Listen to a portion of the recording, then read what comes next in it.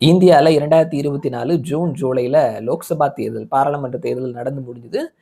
NDA அரசாங்கம் ஆட்சியை பிடித்திருக்கிறாங்க. So, இப்போ அரசாங்கம் வந்து ஒரு 2 வருஷம் முடிஞ்சிருக்குது. அரசாங்கத்தினுடைய நிலைமை எப்படி இருக்குது? இன்றைய தேதியில பாராளுமன்ற தேர்தல் நடந்தது அப்படின்னா, யார் வெற்றி பெறுவதற்கான வாய்ப்புகள் இருக்குது அப்படின்னு சொல்லிட்டு கருத்து கணிப்பு முடிவு இன்சைட் ரேடார் எடுத்து வெளியிட்டிருக்கிறாங்க. இன்றைய தேதியில பாராளுமன்ற தேர்தல் நடந்ததுன்னா, யாருக்கான வெற்றி வாய்ப்புகள் இருக்குது அப்படின்ற ஒரு கருத்து கணிப்பு முடிவை வெளியிட்டிருக்கிறாங்க. ஸோ, இப்போ அரசாங்கம் ஒரு நெருக்கடியான சிச்சுவேஷன்ல இருக்கிறாங்க.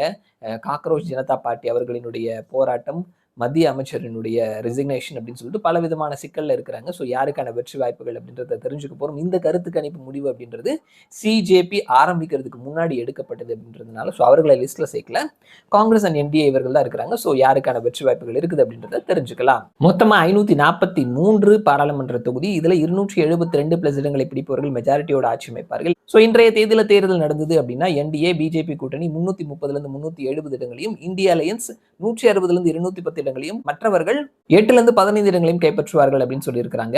போன லோக்சபா தேர்தல் முடிவுகள்னு பார்த்தோம்னா, என்டிஏ 293 இடங்களும், இந்திய அலையன்ஸ் 234 இடங்களும், மற்றவர்கள் 16 இடங்களையும் ஜெயிச்சிருந்தாங்க. இன்றைய தேதியில நம்ம பார்க்கும் பொழுது கிட்டத்தட்ட 30 இடங்கள் வரைக்கும் என்டிஏ அதிகமாக பெறுகிறார்கள்னு சொல்லியிருக்கிறாங்க. அதே நேரத்துல ஒரு 30 இடங்களை இந்திய அலையன்ஸ் இழக்கிறாங்க அப்படின்றதையும் கவனிக்கிறோம். ஸோ, இன்றைய தேதியில பாராளுமன்ற தேர்தல் நடந்தது அப்படின்னா, என்டிஏ 330 370, இந்திய அலையன்ஸ் 160 210, மற்றவர்கள் 8 15 இடங்களை வெல்வார்கள் அப்படின்னு சொல்லியிருக்காங்க. ஸோ, இந்த கணிப்பு அப்படின்றது சிஜேபி ஆரம்பிக்கிறதுக்கு முன்னாடி எடுக்கப்பட்டது அப்படின்றதையும் சொல்லிடுறோம்.